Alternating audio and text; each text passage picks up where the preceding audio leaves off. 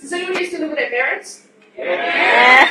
Sad bastards. I live with mine, and parents don't understand the teenage mind, do they?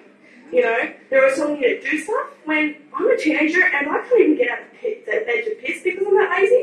And they like to think they own you, they're always telling you do this, do that, not even a please in there. But then one day, BAM!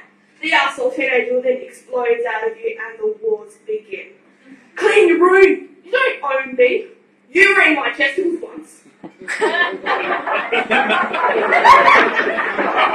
Yeah. Now, when Dad says that, it's really awkward. The scary thing about it is, my mum said that. I'm sort of just scared to live at home now. So I feel sorry for kids these days because they're always hidden away from the truth. Like, for example, I know a little girl, she had to go for surgery, and the doctor's explaining the surgery to her. And he goes, now what I'm going to do is give you something that'll put you to sleep.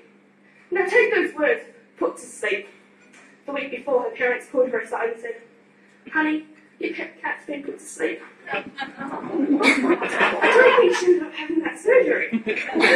So I think when I'm a mum, I'm going to be straight out with my kids, you know, running up to them, honey, your cat's dead!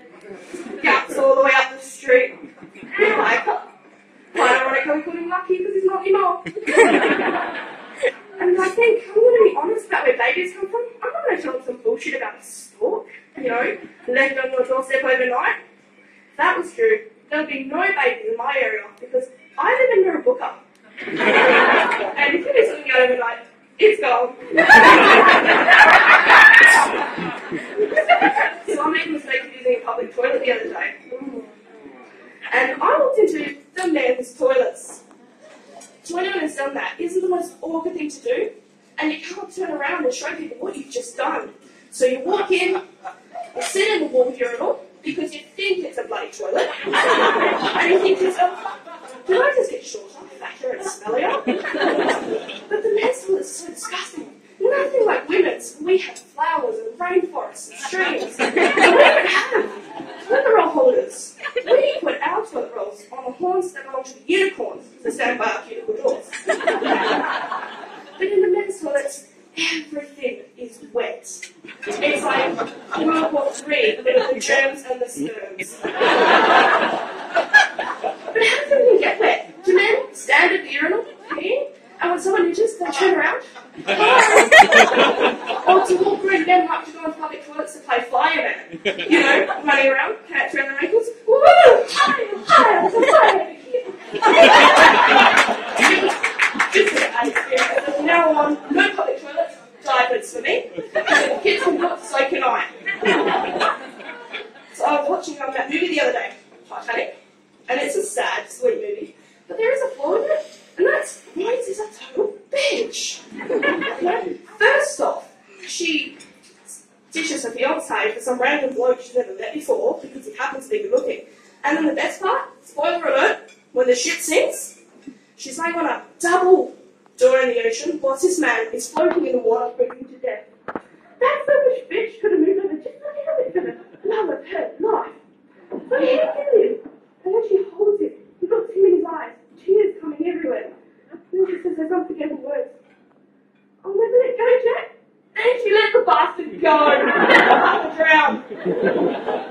And then at the end, the worst part, she threw away that awesome jewel. Man, if I didn't want it for the bad memories, I would have popped it, taken it straight down and cash and burned it. So on her list of being a total bitch, she has lies, thievery, and betrayal, and sex in someone else's car. And that's like, Generation Y is a piece of shit. So, I want to tell you guys something personal, and it is personal, and I don't want it getting out, so don't tell anyone, please. Okay? This happened to me a few weeks ago, and it was very embarrassing. You know, I was at the front of my house, showing off to my friends that I could do cartwheels and they couldn't, and I fell, landing on my ass, right on top of a bull anthill.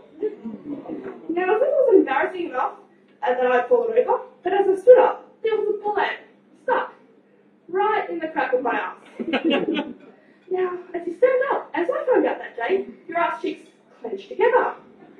So can you imagine how that poor little ant felt, being crushed between a fat white girl's cheeks? So he bit my ass, and it was really painful, and I wasn't going to get my friends to take it out, because that was embarrassing. run to my sister-in-law to get her to flick it out, running with my hands on her cheeks so I could separate them, running like this, so that she could flick it out.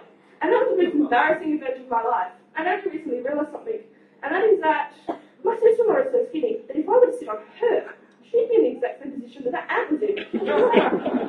So I'm going to leave you all with an image of my ass. Thank you very much. Good night.